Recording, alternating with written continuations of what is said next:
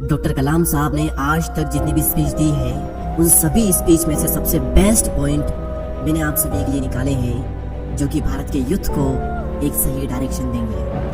This was one of the most extraordinary speeches we have ever heard. और doctor कलाम साहब भी यही चाहते थे कि उनकी ये बातें भारत के हर युग तक पहुंच जाए, जिससे कि भारत देश उन्नति की राह पर अग्रसर हो। How to handle the failures. हम सभी को सिचुएशन को हैंडल करना आना चाहिए, और ना सिर्फ सक्सेस को बल्कि हमें फेलियर्स को भी हैंडल करना आना चाहिए। और खासकर तब जब आप एक लीडर हो और आपका काम लोगों को लीड करना हो। मैं चाहता हूँ कि देश के सभी युवा इस बात को समझे कि फेलियर्स को कैसे संभालना है, क्योंकि आप जो भी काम करोगे उसमें आपको प्रॉब्लम्स का सामना करना ही पड़ेगा। लेकिन ये जो प्रॉब्लम्स है, ये किसी भी इंसान की कैप्टन नहीं बननी चाहिए, बल्कि इंसान को उन प्रॉब्लम्स का कैप्टन बनकर उसे हरा कर सफल होना चाहिए।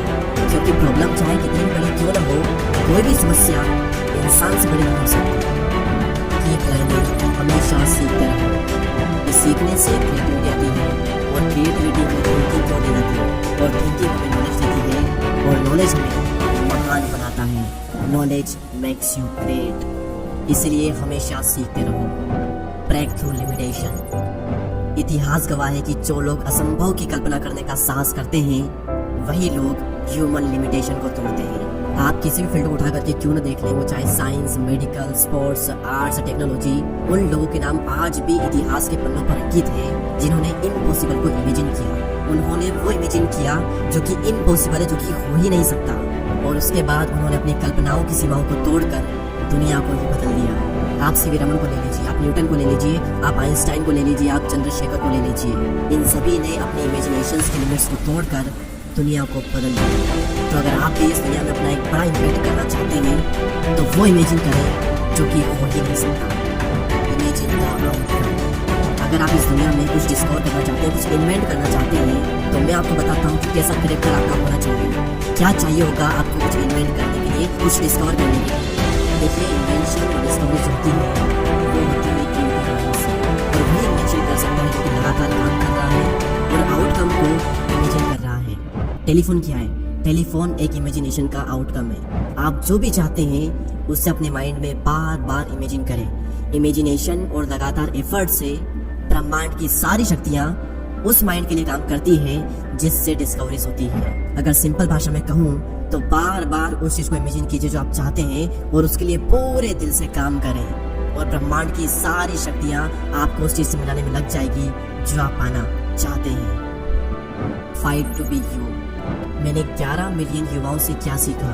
मैंने ये सीखा कि हर युवा यूनिक बनना चाहता है, जो कि आप हो, लेकिन आपके आसपास की पूरी दुनिया कोशिश कर रही है आपको बाकियों के जैसा बनाने के लिए। लेकिन सवाल यहाँ पर ये आता है कि आप दुनिया के जैसा बनना चाहते हो या फिर खुद एक यूनिक बनना चाहते हो। देखिए, हर किसी की तरह बनना पहली नज़र में बहुत ही कंफर्टेबल लगता है, लेकिन लॉन्ग टर्म में आप इससे कभी भी संतुष्ट नहीं होंगे। इसीलिए मेरे युवा मित्रों, चुनौती ये है कि आपको सबसे कठिन लड़ाई लड़नी होगी।